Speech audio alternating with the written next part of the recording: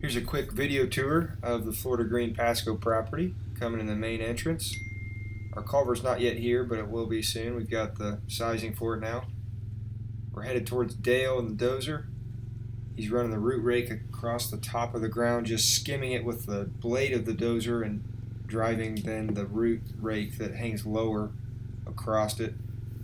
Trying to rake back any big roots and branches and tree parts that are left over from the woods that used to be here. There you can see the blade just barely grabbing the top of the dirt or the sand, and with the roots there being exposed by the rake. He's running in windrow passes back and forth even, and then is creating an end row or piles of those roots. You can see him here as he shakes them out as he gets to the end of each row. And the bigger roots are exposed. And then Ted's jumping in the small mini wheel loader and running towards each of those piles, picking them up. There's a wave. He's running them back, then dumping them here.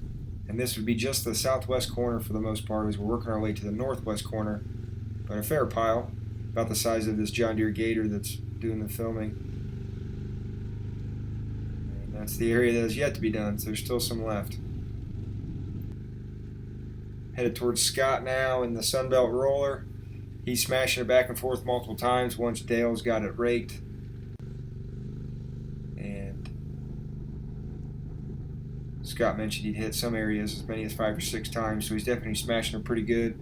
PSI was out today and we passed our compaction test, and it was an okay number, and they said it'll continue to improve as we add more lifts. It should get firmer and firmer. We'll get away from the organic floor that used to be the woods and get more and more sand packed on top, and it's supposed to improve each time. But PSI was happy with what they saw so far, it sounds like. We're headed towards the back swale, the back sand swale here that will act like the berm around the property, the moat. On the left and right you see the stakes. Those are laying out what will be the top of that berm on both sides. The stakes are top center, and there's lines drawn on them for elevation. So it's not the height of the stake that's the top, but there's a line on the side of it that is the top of that berm. So the center here, while we're running the gator inside of, will come down, and the rest of that area will come up to meet that moat. You can see that line there of stakes. We're the southwest corner of the greenhouse here. We're looking north, and then we start turning and facing east. So this would be the first greenhouse, then the second one would be there in the distance in the east. But this is that corner beginning to become established as it's packed. Facing the southwest, looking at that back moat, the berm curvature there, and now we're facing back north. And Scott's working his way towards Dale, who's raking, and then Ted's grabbing the roots and working from the south to the north on this portion, and we'll start to work more east. Facing the entrance, we're looking towards the laydown yard. There's Norris Fisher, and Rick Gray just pulled in a little bit ago. There he's walking. The John Deere Gator's working out well. The 2 trailers there are spaced evenly apart with something that Ted engineered and Matt made in the fab shop. There'll be a garage or a roof, canvas roof from Mosier's tarp between those. Be able to park the Gators and stuff under there and keep them rain free.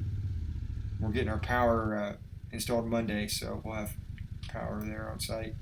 This is the base station for the rover. It triangulates the signal with as many as 17 to 20 satellites, and allows us to paint the AutoCAD drawing onto the ground with stakes with some really crazy accuracy, like 0.01 inches of accuracy.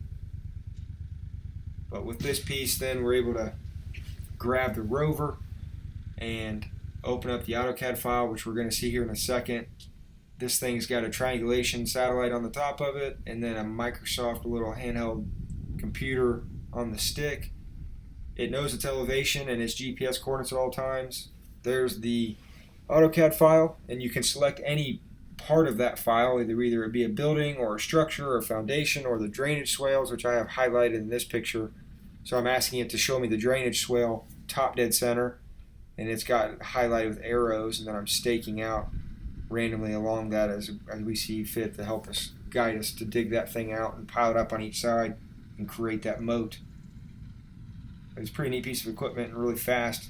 You can transfer that AutoCAD drawing including elevation, onto the ground really quickly and just start driving stakes and color them different colors for different structures. But that is the job site.